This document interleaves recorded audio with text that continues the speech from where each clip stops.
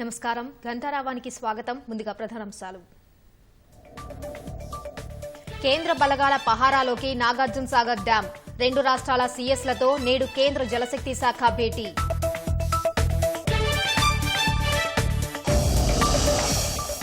Assembly ఎన్నికల ఓట్ల కౌంటింగ్కు ఏర్పాట్లు పూర్తి. 49 కేంద్రాల్లో రేపు ఉదయం 8 గంటల నుంచి లెక్కింపు.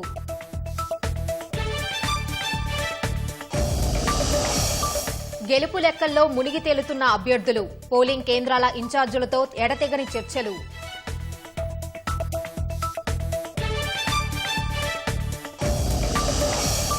బారాసా సర్కార్ ప్రస్తుత కార్యకలాపాలపై కాంగ్రెస్ దృష్టి. నిర్ణయాలపై నిఘా పెట్టాలని ఇవాళ ఈసీకి ఫిర్యాదు.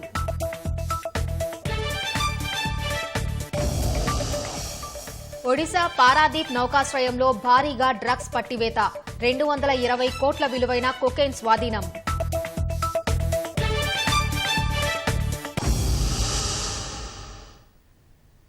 కృష్ణానది యాజమాన్య బోర్డుకు ప్రాజెక్టుల స్వాధీనం చేయాలనే అంశం మరోమారు తెరపైకి వచ్చింది. నాగార్జున సాగర్ వద్ద తలెత్తిన పరిణామాల నేపథ్యంలో కేంద్ర ప్రభుత్వం ఈ అంశంపై దృష్టి సారించింది. ప్రాజెక్టుల్ని స్వాధీనం చేయనందుకే ఈ పరిస్థితి వచ్చిందని కృష్ణా బోర్డు కూడా తెలిపింది. సాగర్ వద్ద ప్రస్తుత పరిణామాలతో ఉమ్మడి జలాశయాలను బోర్డుకు స్వాధీనం చేసే విషయంపై కేంద్ర జలశక్తి శాఖ ఇవాళ సమావేశం ఏర్పాటు చేసింది.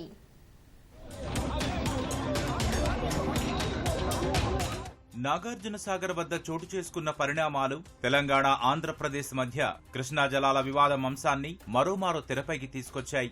ఏపీ చర్యలపై నదీ యాజమాన్య బోర్డుకు తెలంగాణ ఫిర్యాదు చేసింది. స్పందించిన కేఆర్ఎంబీ ఆంధ్రప్రదేశ్ ప్రభుత్వానికి లేఖ రాసి తక్షణమే నీటి విడుదల ఆపేయాలని స్పష్టం చేసింది. జరిగిన పరిణామాలను కృష్ణానది యాజమాన్య బోర్డు కేంద్ర ప్రభుత్వం దృష్టికి తీసుకెళ్లింది. కేంద్ర జలశక్తి శాఖకు అన్ని విషయాలను వివరించింది. కేంద్ర జలశక్తి శాఖ మంత్రి గజేంద్ర సింగ్ షెకావత్ తో కృష్ణా బోర్డు చైర్మన్ శివనంద కుమార్ మాట్లాడినట్లు సమాచారం. కృష్ణాపై ఉమ్మడి జలాశయాల నిర్వహణ, 2 రాష్ట్రాల వైఖరి, బోర్డు చేపట్టిన చర్యలను ఆయన కేంద్ర మంత్రికి వివరించినట్లు తెలిసింది.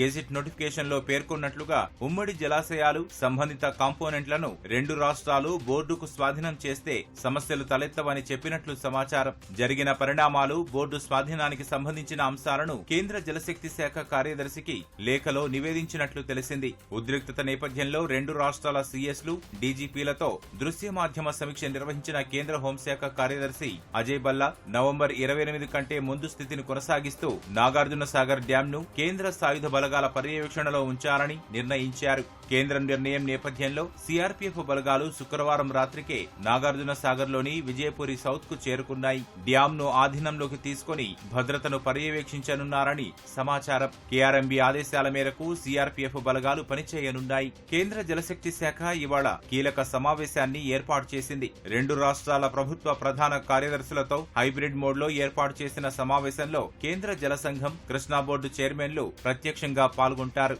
సీఆర్పీఎఫ్, సీఐఎస్ఎఫ్ డైరెక్టర్ల జనరల్లను కూడా సమావేశానికి పిలిచారు. ప్రస్తుతం ఉన్న ఉద్రిక్తత తొలగించడంతో పాటు గెజిట్ నోటిఫికేషన్ ప్రకారం నాగార్జున సాగర్, శ్రీశైలం ప్రాజెక్టులు సంబంధించిన కాంపోనెంట్లను కృష్ణానది యాజమాన్య బోర్డుకు స్వాధీనం చేసే విషయంపై సమావేశంలో చర్చించనున్నట్లు కేంద్ర జలశక్తి శాఖ తెలిపింది.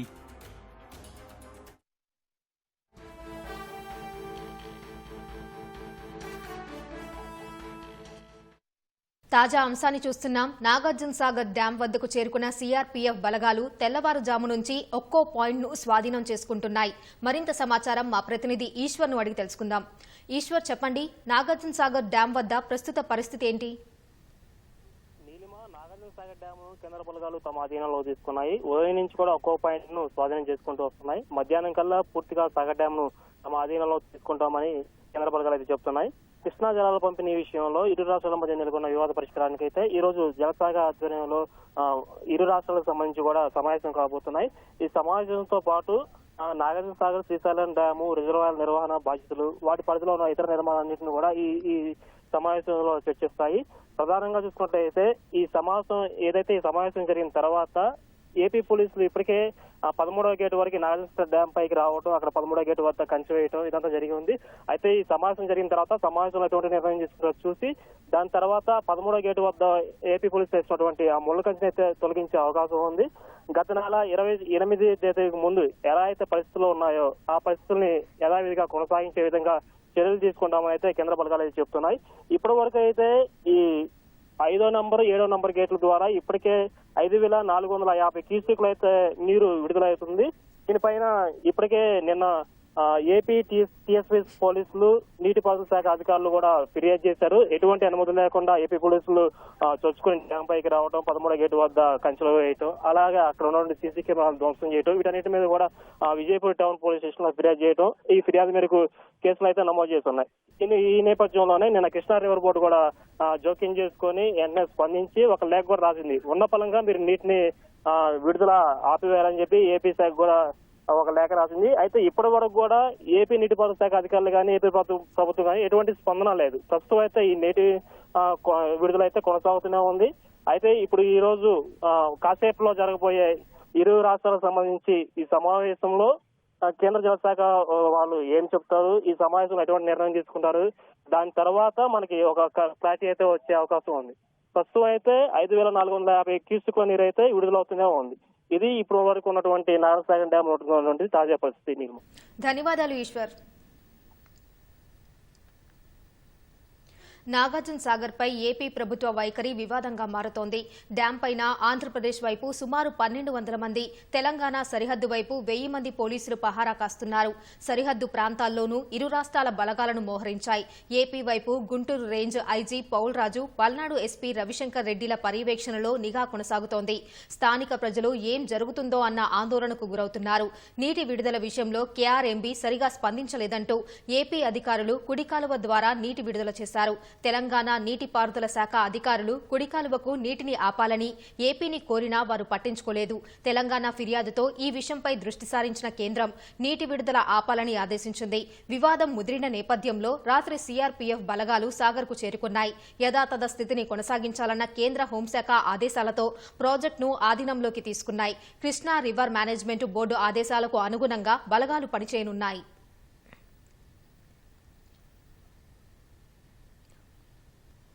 శాసనసభ ఎన్నికల ఫలితాల ఉత్కంఠ ఆదివారం వేడనుంది. నెల రోజుల విస్తృత ప్రచారంతో ఓటర్లను ప్రసన్నం చేసుకున్న అభ్యర్థుల భవితవ్యం తేలనుంది. ఆదివారం ఉదయం 8 గంటల నుంచి ఓట్ల లెక్కింపు ప్రారంభం కానుంది. మొదట పోస్టల్ బ్యాలెట్లను, అరగంట తర్వాత ఈవీఎంలలోని ఓట్లను లెక్కిస్తారు.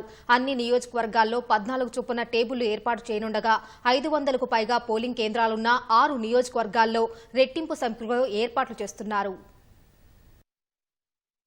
శాసనసభ ఎన్నికల ఓట్ల లెక్కింపునకు రంగం సిద్ధమైంది. రాష్ట్ర వ్యాప్తంగా 49 ప్రాంతాల్లో ఓట్లు లెక్కించేందుకు ఎన్నికల సంఘం విస్తృత ఏర్పాట్లు చేసింది. హైదరాబాద్ జిల్లాలో 14, రంగారెడ్డి జిల్లాలో 4, నిజామాబాద్ జిల్లాలో 2 ప్రాంతాల్లో లెక్కింపు కేంద్రాలు ఏర్పాటు చేశారు. వరంగల్, హన్మకొండ జిల్లాలకు ఒకే చోట కేంద్రం ఉండగా మిగిలిన 28 జిల్లాల్లో 1 చొప్పున లెక్కింపు కేంద్రాలు ఉన్నాయి. ప్రతి నియోజకవర్గంలో లెక్కింపు కోసం 14 చొప్పున టేబుళ్లు, పోస్టల్ బ్యాలెట్ కోసం అదనంగా మరో టేబుల్ ఏర్పాటు చేస్తారు.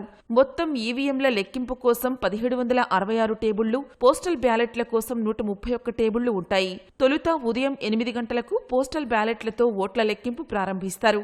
అరగంట తర్వాత 8:30కు ఈవీఎంలలోని ఓట్ల లెక్కింపు ప్రారంభమవుతుంది. పోస్టల్ బ్యాలెట్ ఓట్లు ఎక్కువగా ఉంటే పోస్టల్ బ్యాలెట్, ఈవీఎం లెక్కింపు సమాంతరంగా కొనసాగుతుంది. కౌంటింగ్ అరేంజ్మెంట్స్ కి వస్తే టోటల్ కౌంటింగ్ టేబుల్స్ మనకు 1766 కౌంటింగ్ టేబుల్స్ ఉంటాయి.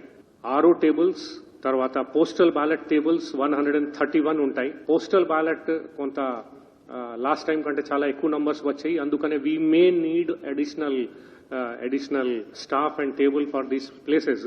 So we are talking to our DOs and ROs based on the numbers.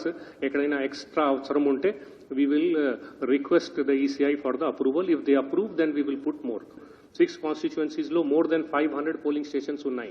Atlanti place lo మిగతా అన్ని ప్లేస్ లో 14 కౌంటింగ్ టేబుల్స్ ఉంటాయి. ఈ ప్లేసెస్ లో 14 + 14 28 కౌంటింగ్ టేబుల్స్ ఉంటాయి.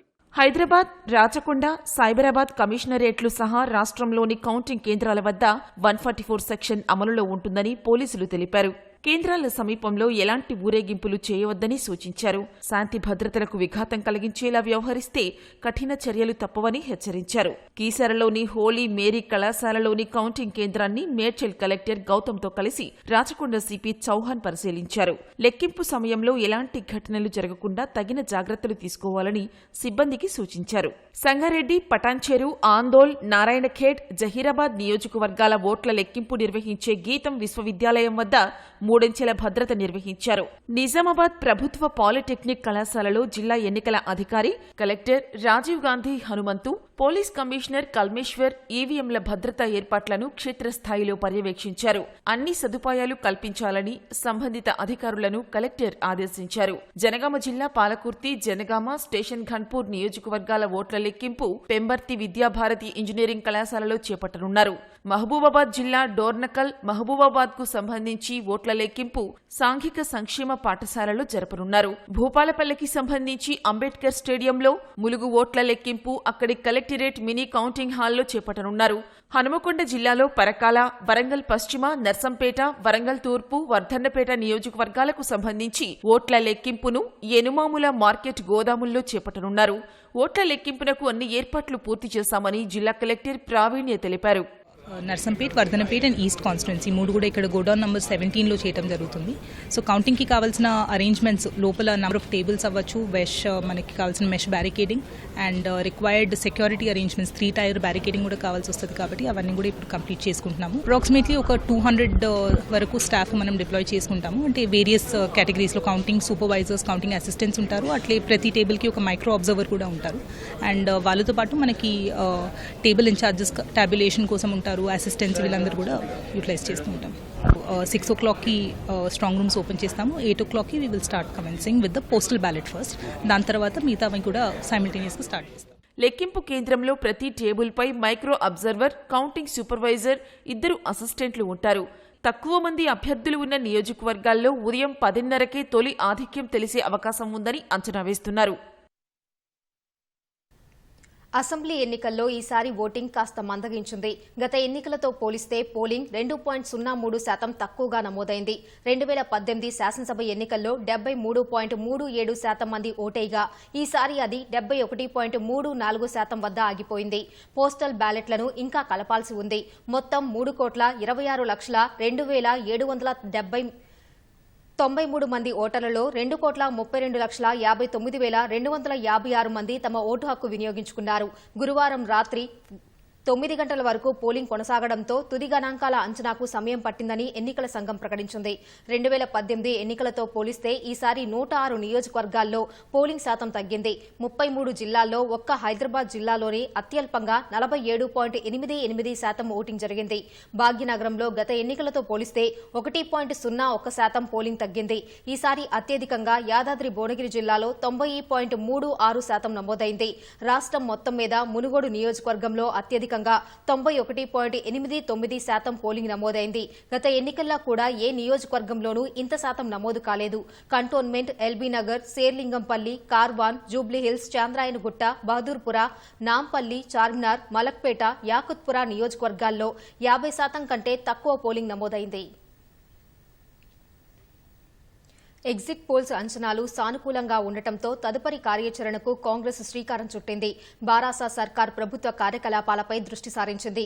ఆర్థికపరమైన, విధానపరమైన నిర్ణయాలు తీసుకోకుండా చర్యలు తీసుకోవాలని ఎన్నికల సంఘాన్ని కలిసి ఇవాళ ఫిర్యాదు చేయనుంది. మరోవైపు ఎన్నికల లెక్కింపు పూర్తయి ఫలితాలు వెలువడగానే ఎమ్మెల్యేల విషయంలో చేపట్టాల్సిన కార్యాచరణపై ఇవాళ ఏఐసీసీ నాయకులతో రాష్ట్ర నాయకత్వం చర్చించి ముందుకెళ్లనున్నట్లు తెలుస్తోంది.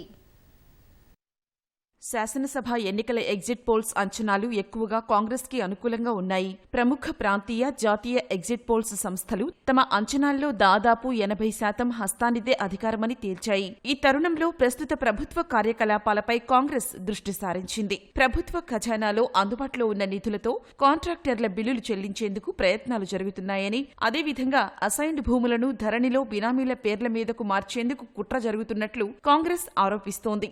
ఇదే అంశంపై పీసీసీ పీసీసీ అధ్యక్షుడు రేవంత్ రెడ్డి, సీఎల్పీ నేత భట్టి విక్రమార్క, సీనియర్ నాయకులతో మంతనాలు జరిపారు. రాజ్యాంగ నిపుణులను సంప్రదించినట్లు తెలుస్తోంది. పాలనా వ్యవహారాలన్నీ ఎన్నికల సంఘం పరిధిలో ఉండగా ప్రస్తుత ప్రభుత్వం విధానపర, ఆర్థికపరమైన నిర్ణయాలు తీసుకోకూడదని కాంగ్రెస్ నాయకులు స్పష్టం చేస్తున్నారు. ఇదే అంశంపై స్పందించిన పీసీసీ అధ్యక్షుడు రేవంత్ రెడ్డి, సీఎల్పీ నేత భట్టి విక్రమార్క, ప్రచార కమిటీ చైర్మన్ మధు యాష్కీలు ఇవాళ ఎన్నికల సంఘానికి ఫిర్యాదు చేస్తామని చెప్పారు. ప్రస్తుతం ప్రభుత్వం ఏ నిర్ణయాలు తీసుకోకుండా నియంత్రించాలని ఈసీని కోరనున్నట్లు తెలిపారు. రేపు కౌంటింగ్ అయిపోయి కాంగ్రెస్ ప్రభుత్వం ఏర్పాటు చేసే ప్రక్రియ లోపల ఇప్పుడున్నటువంటి వాళ్ళ అపధర్మ ప్రభుత్వం హైదరాబాద్ చుట్టూ ఉన్నటువంటి గత ప్రభుత్వాలు అసైన్ చేసినటువంటి వేలాది ఎకరాలు ధరణిలో రాంగ్ ఎంట్రీ చేపించేసి ప్రభుత్వంలో ఉన్న పెద్దలకు సంబంధించినటువంటి బినామీల పేరు మీద భూముల్ని ట్రాన్స్ఫర్ చేస్తూ రిజిస్ట్రేషన్ చేయబోతానికి పెద్ద ఎత్తున కసరత్తు చేస్తా ఉన్నారు. వేల కోట్లు వారికి నచ్చినటువంటి కాంట్రాక్టులకు బిల్లులు రిలీజ్ చేస్తున్నట్టుగా తెలుస్తా ఉంది. ఈ రెండు అంశాలపైన అడ్డగోలు వ్యవహారాలు చేయకుండా సంబంధిత అధికారులకి ఎన్నికల కమిషన్ కూడా ఆదేశాలు ఇచ్చేటట్టుగా పార్టీ పక్షాన మేము ఫిర్యాదు కూడా చేయబోతా ఉన్నాం. అంటే లేని బింకం చూపిస్తూ తమే అధికారానికి వస్తాం, ఉత్తుత్తి సర్వేలు అని చెప్పి మాట్లాడేది కూడా కాంట్రాక్టర్ల దగ్గర కమిషన్లు కాజేసుకోవడానికి కొరకే. 855 కోట్ల అధికారికంగా టీఆర్ఎస్ అకౌంట్లు ప్రకటించిన పార్టీ ప్రపంచంలో ఎక్కడ లేదు. ఉద్యమ పార్టీ అని చెప్పుకునే పార్టీకి ఇన్ని 100 కోట్లు ఎక్కడికి వెళ్ళొచ్చినాయి? ఓట్ల లెక్కింపు కేంద్రాల్లో అనుసరించాల్సిన వ్యూహంపై వార్ రూమ్ నుంచి కాంగ్రెస్ దిశానిర్దేశం చేసింది. గెలిచిన అభ్యర్థులు ఎమ్మెల్యే ధృవీకరణ పత్రాలను ఎన్నికల రిటర్నింగ్ అధికారుల నుంచి అందుకోగానే హైదరాబాద్ రప్పించే యోచనలో నాయకత్వం ఉన్నట్లు తెలుస్తోంది. తాజ్ కృష్ణాలో వారందరితో సమావేశమై అధిష్టానం సూచనల మేరకు ముందుకు వెళ్లనున్నట్లు తెలుస్తోంది. రాష్ట్రంలో కాంగ్రెస్ ఏకైక పెద్ద పార్టీగా అవతరిస్తుందని, స్పష్టమైన మెజార్టీ సాధించే అవకాశాలున్నాయని ధీమా వ్యక్తం చేస్తున్నారు. ఎగ్జిట్ పోల్స్ అంచనాలతో కాంగ్రెస్ శ్రేణుల్లో ఉత్సాహం వచ్చింది. పలువురు అభ్యర్థులు, నాయకులు జూబ్లీహిల్స్లోని పీసీసీ సారథి రేవంత్ నివాసానికి వచ్చి ఆయనను కలిశారు. తమ నియోజకవర్గాల్లో పోలింగ్ సరళిని తెలియజేశారు. ఎగ్జిట్ పోల్స్పై చర్చించిన నేతలు అధికారం తమదేనని విశ్వాసం వ్యక్తం చేశారు. రాష్ట్రంలో ముచ్చటగా మూడోసారి ముఖ్యమంత్రిగా కేసీఆర్ ప్రమాణ స్వీకారం చేయడం ఖాయమని మంత్రి శ్రీనివాస్ గౌడ్ ధీమా వ్యక్తం చేశారు. అసెంబ్లీ ఎన్నికలకు ముందు దొంగ సర్వేలు, అసత్య ప్రచారాలతో ప్రజలను గందరగోళానికి గురిచేసే ప్రయత్నం చేశారని, పోలింగ్ తర్వాత అదే వ్యూహాన్ని అనుసరిస్తున్నారని ఆరోపించారు. కాంగ్రెస్ ఓటమి సంబరాలు చేసుకుంటే భారాస గెలుపు సంబరాలు చేసుకోవటం ఖాయమని జోసిన్ చెప్పారు. అధికార దాహంతో ఎన్నో తప్పులు చేస్తున్నారని, అది అత్యంత ప్రమాదకరమని ఆందోళన వ్యక్తం చేశారు. ముఖ్యమంత్రిగా కేసీఆర్ గారే 100% ప్రమాణ స్వీకారం చేస్తారు. ఈ తెలంగాణకు శ్రీరామ రక్ష కేసీఆర్ మాత్రం గుర్తుపెట్టుకోండి. గెలిచిన ఎమ్మెల్యేలను హైదరాబాద్ లో పెట్టుకునే పరిస్థితి కూడా లేదంటే వాళ్ళ ఎమ్మెల్యేల మీద వాళ్ళకే నమ్మకం లేదు. గెలవక ముందేడికి నమ్మకం లేదు. అంత తాళ చేత ఢిల్లీలో ఉండే, ఇవాళ పక్కన బెంగళూరు అయిపోయింది. 10 మంది ముఖ్యమంత్రి పార్టీ. ఈ ఎగ్జిట్ పోల్స్ అన్ని బుటకం. ప్రజలకు మేలు చేసినాం, రైతును రాజు చేసినాం, పేదోని గొప్పని చేసినాం, అన్ని అభివృద్ధి చేసినాం. 71 నుంచి 81 వరకు మధ్యలో ఉంటుంది గ్యారెంటీ. రాసి పెట్టుకోండి.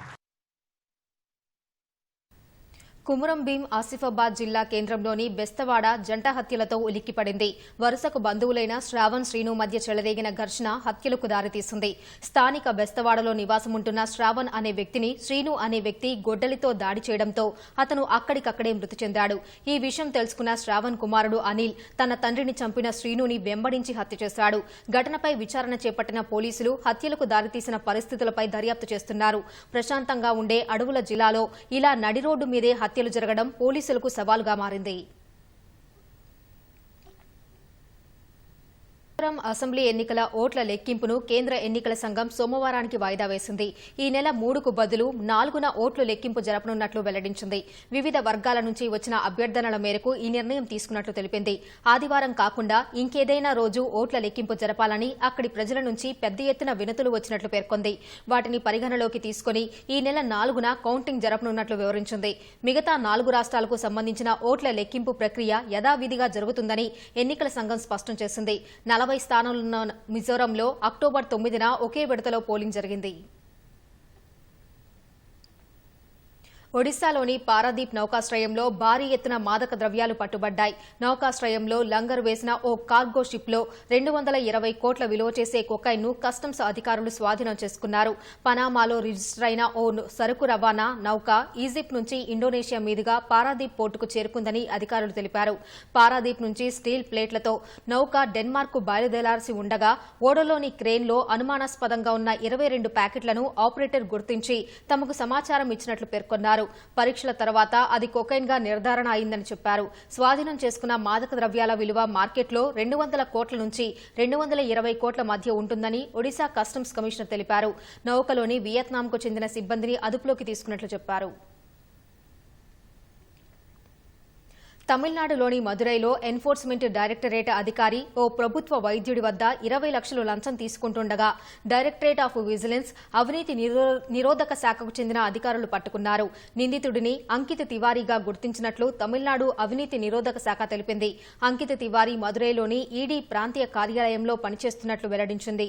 నిందితుడు దిండిగుల్కు చెందిన ఓ ప్రభుత్వ వైద్యుడిపై గతంలో నమోదైన విజిలెన్స్ కేసు గురించి తెలుసుకుని ఫోన్ చేసి బెదిరించినట్లు తెలిపింది. అయితే ఆ కేసు అప్పటికే పరిష్కారమైనట్లు అవినీతి నిరోధక శాఖ పేర్కొంది. అయినా నిందితుడు ప్రధానమంత్రి కార్యాలయం నుంచి విచారణ జరపాలని ఆదేశాలు వచ్చినట్లు బాధితుడిని నమ్మించి అక్టోబర్ 30న ఈడీ కార్యాలయానికి రావాలని ఆదేశించినట్లు వివరించింది. ఈ కేసులో చట్టపరమైన చర్యలు తీసుకోకుండా ఉండేందుకు 3 కోట్లు లంచం ఇవ్వాలని తివారీ ప్రభుత్వ వైద్యుడిని కోరినట్లు పేర్కొంది. అనంతరం నిందితుడు 51 లక్షలు ఇవ్వాలని కోరగా బాధితుడు నవంబర్ 1న 20 లక్షలు ఇచ్చినట్లు తెలిపింది. మిగిలిన డబ్బు సైతం ఇవ్వాలని తివారీ బాధితుడిని నిత్యం బెదిరించేవాడని పేర్కొంది. ఈ క్రమంలోనే బాధితుడు తనను ఆశ్రయించినట్లు తమిళనాడు ఏసీబీ తెలిపింది. నిందితుడిని దిండిగుల్లోని కోర్టులో హాజరుపరచగా న్యాయమూర్తి ఈ నెల 15 వరకు జ్యుడిషియల్ కస్టడీ విధించారు.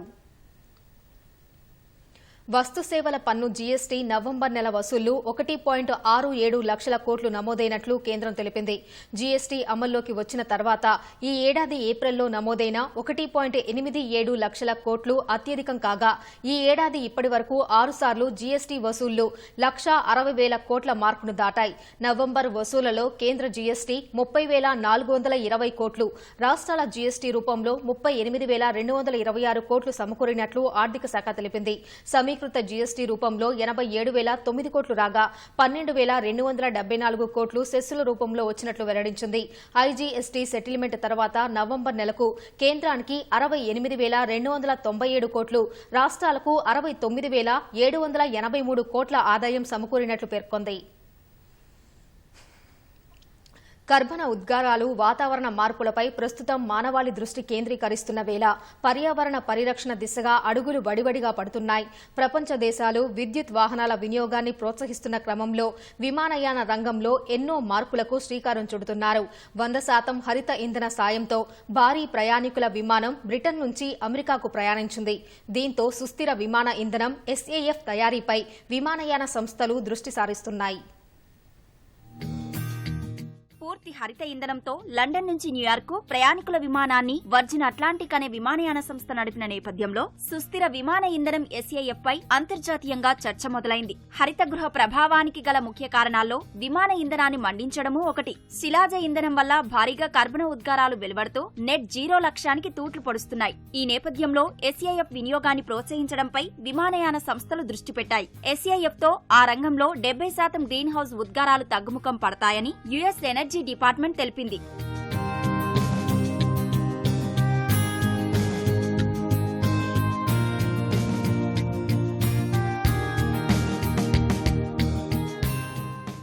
సుస్థిర విమాన ఇంధనాన్ని వ్యర్థాలు బయోమాస్తో తయారు చేస్తారు. వేపుళ్ల వంటివి వండిన తర్వాత మిగిలిపోయిన నూనెలు, అధిక కొవ్వు పదార్థాలు ఇందుకు వాడతారు. నూనె శాతం ఎక్కువగా ఉండే క్యామెలీనాను వినియోగిస్తారు. సంప్రదాయ విమాన ఇంధనంలోనూ SAF ను గరిష్టంగా 50% వరకు వాడుకోవచ్చు. ఇటీవల రాయల్ ఎయిర్ ఫోర్స్ ఇలాంటి విమానాన్ని నడిపించింది. 2030 కల్లా 300 కోట్ల గ్యాలన్ల SAF తయారు చేయాలని, 2050 కల్లా 100% పెంచాలని అమెరికా నిర్దేశించుకుంది.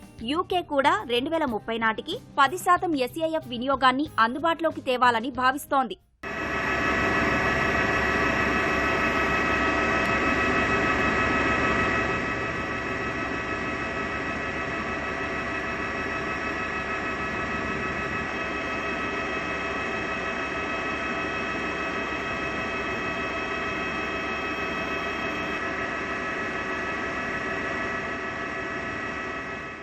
ఇటీవలే వర్జిన్ అట్లాంటిక్ కు చెందిన బోయింగ్ 787 డ్రీమ్ లైనర్ విమానం లండన్ నుంచి న్యూయార్క్ కు ఈ ఎస్ఏఎఫ్ తో ప్రయాణించింది. వర్జిన్ అట్లాంటిక్ వ్యవస్థాపకుడు రిచర్డ్ బ్రాన్సన్ తో పాటు కొంతమంది ప్రభుత్వ సిబ్బంది మాత్రమే అందులో ప్రయాణించారు. 38,000 అడుగుల ఎత్తులో అట్లాంటిక్ సముద్రం మీదుగా ప్రయాణించి 100% ఎస్ఏఎఫ్ తో నడిచిన తొలి విమానంగా అది చరిత్ర సృష్టించింది.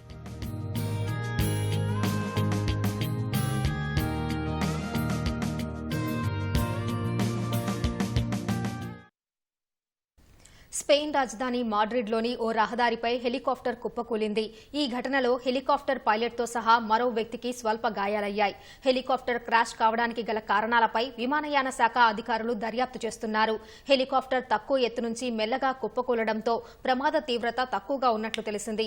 ప్రమాదం జరిగిన వెంటనే అక్కడకు చేరుకున్న అగ్నిమాపక దళాలు క్షతగాత్రులను ఆసుపత్రికి తరలించాయి.